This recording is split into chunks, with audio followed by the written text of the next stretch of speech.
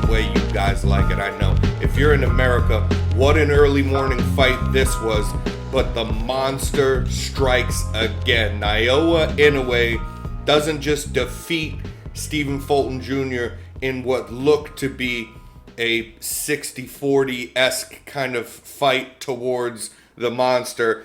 Turned out to be, as the smaller man moving up in weight, absolutely just a drubbing, just a beating from start to finish, and while doing so, completely shutting down any sort of offense from Stephen Fulton Jr., who is a fantastic fighter. This speaks to how great Naoya Inoue is, because Stephen Fulton Jr. wasn't able to get anything going at all against him. He looked hesitant to do so because of the speed and the power of the smaller man moving up in weight again.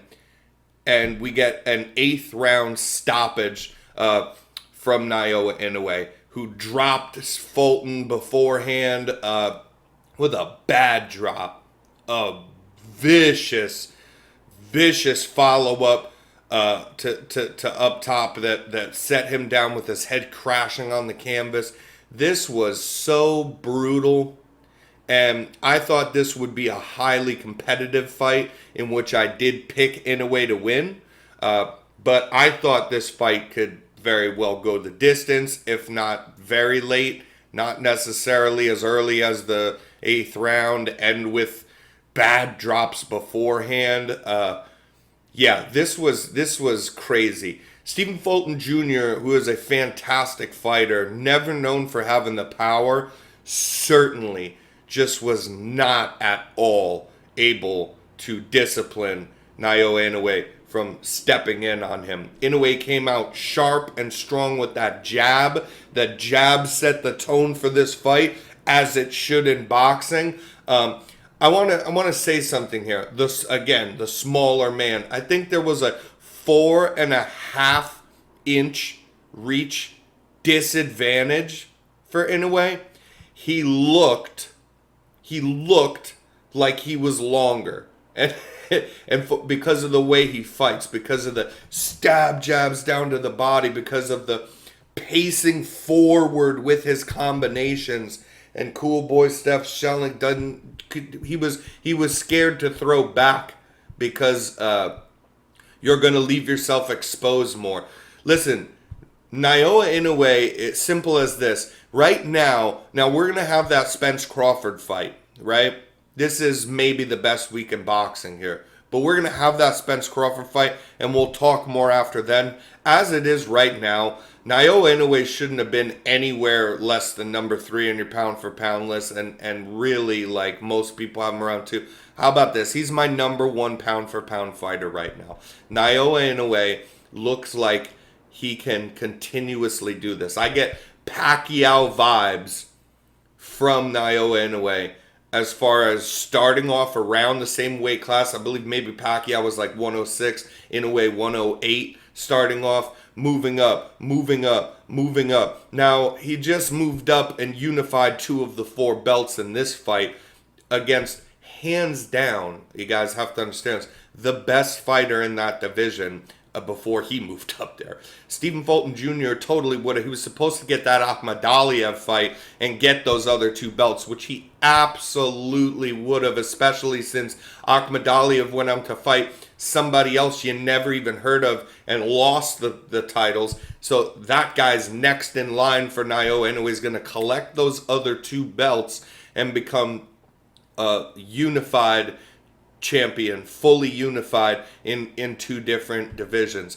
The first ever, unless Terence Crawford wins, and not Errol Spence. If Terence Crawford wins on Saturday, he would be the first man to have all 4 belts in a division, move up and get all 4 belts again.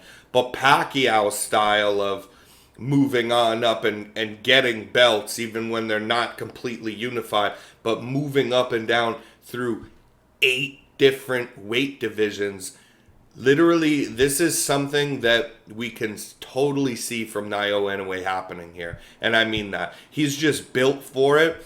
We wonder, what was his power carry up? And if you guys saw the episode I did on this, I told you that I thought a lot more about originally I thought, Stephen Fulton Jr. can win this fight. And if they make him a good enough dog, the money is going to be good for him, But then I thought about it more, and I said this on the episode.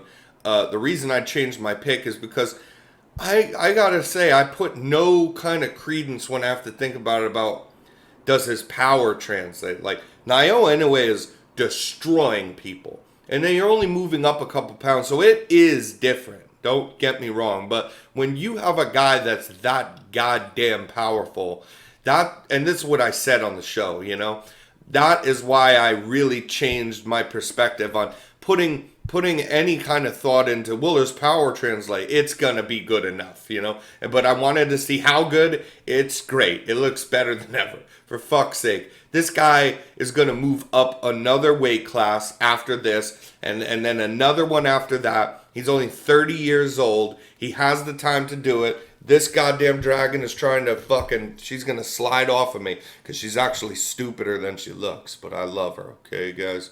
She's pissed off. But Naoya Inoue, absolute pound-for-pound king right now. Unbelievable how he made himself look visibly like the longer, bigger guy when he's not. Destroying the best guy in that weight class. Call it a wrap. Let's see this fight in November. We're probably going to get a Paul Butler scenario again where the guy tries to run away from him and just survive. At least Cool Boy Steph was trying to do stuff, and that's how he got himself put in trouble in that way.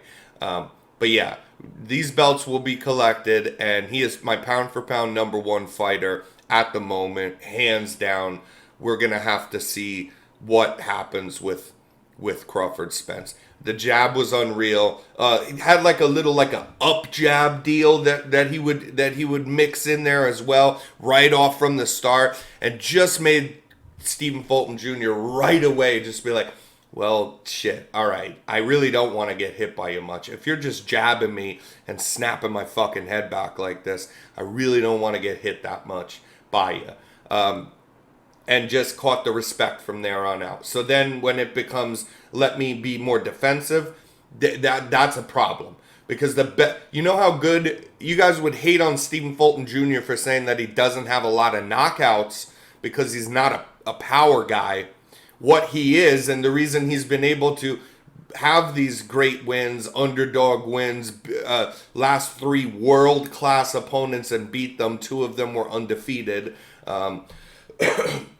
That Brandon Figueroa fight that speaks for itself with him. Brandon Figueroa is a lot bigger than Naoya Inoue is. He is a defensive genius. And so what's really telling to me also is watching this is I don't remember seeing a fight. Like he's a defensive genius. And when he's starting to be like, all right, let me gather myself. Let me be defensive. Let me back up. Let me see the shots coming. He couldn't do it. He couldn't do it, and that's a guy who's built to fight like that well. Naoya Inoue is too fast, too strong. He comes forward with his combinations. The way he moves his feet forward while throwing combinations and staying defensively sound enough is kind of crazy. People talk about he puts his chin up before he goes to throw those looping power shots, but before those, he's marching you down with the jabs, the hooks, the stabs to the bodies. And then when you're completely shelled up or he's already got you 1 or 2 good times, that's only when he kind of transitions into the fucking just try to put your lights out style where he does keep his chin up a little. But he's so fast. You have to catch him in between. He's so fast. And how fucking scary is that guy? I don't remember the last time seeing a fight that was supposed to be 50-50-esque in any way. 60-40, something like that. A fight like that that was supposed to be close and be very competitive that turned out to be a fucking beating from pillar to post, from start to finish, and a dismantling and an oh my God moment. I don't remember a fight like this that had that kind of Jesus Christ kind of result at the end of it since like probably Mayweather versus Diego Corrales. That was supposed to be good. Look at Diego Corrales. Everybody loves him. He's great. He's coming off these fantastic fights, and he got dropped like 5 times by Mayweather, who's going to supposedly just run away the whole time. I don't remember since then, dude. Since that's like fucking early 2000s. That early 2000s. It's been over a decade. It's been 2 decades almost, since I've seen something like this where this was just eye-opening. He's my pound for pound number 1. That's it. I'm out of here. You guys have a good day.